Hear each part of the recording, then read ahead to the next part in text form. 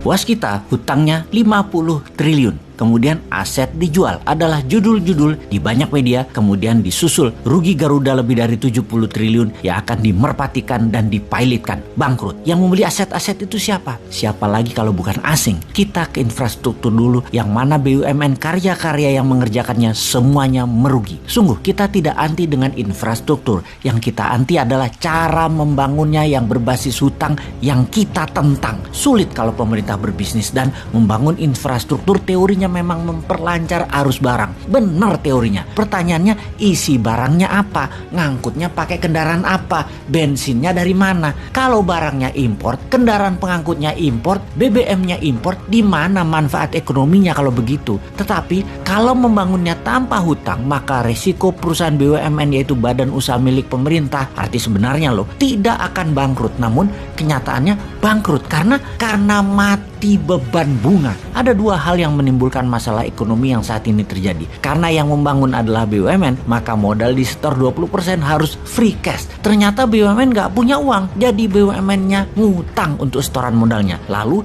yang 80% sisanya cari pinjaman bank. Katakan bank BUMN juga. Maka proyek itu di markup agar 20% setoran yang pinjam tadi bisa dibayar, alias proyek itu sesungguhnya 100% adalah pakai pinjaman bunga bank. Karena memakai uang BUMN, maka sejak 5 tahun yang lalu bank-bank tidak memberikan kredit ke swasta, tetapi mementingkan proyek mercusuar infrastruktur gagah-gagahan agar terlihat mentereng, walau yang memakainya untuk konsumtif yang menghabiskan bahan bakar minyak yang impor. Bank-bank dipaksa membiayai proyek pemerintah tersebut sehingga sektor swasta terutama menengah bawah uangnya seret. Duit dikit beredar, hanya 44% dari PDB nasional. Niat memperkecil uang beredar itu kita paham, yaitu untuk merendahkan inflasi, di mana uang beredar dengan produksi harus seimbang. Karena produksinya nggak ada, maka uang beredar dikecilin. Strategi ini biasa disebut dengan nama quantitative tightening atau tight money policy. Kebijakan ini umum atau biasanya dilakukan oleh pejabat pemerintah yang anti swasta dan anti dunia bisnis. Tidak heran,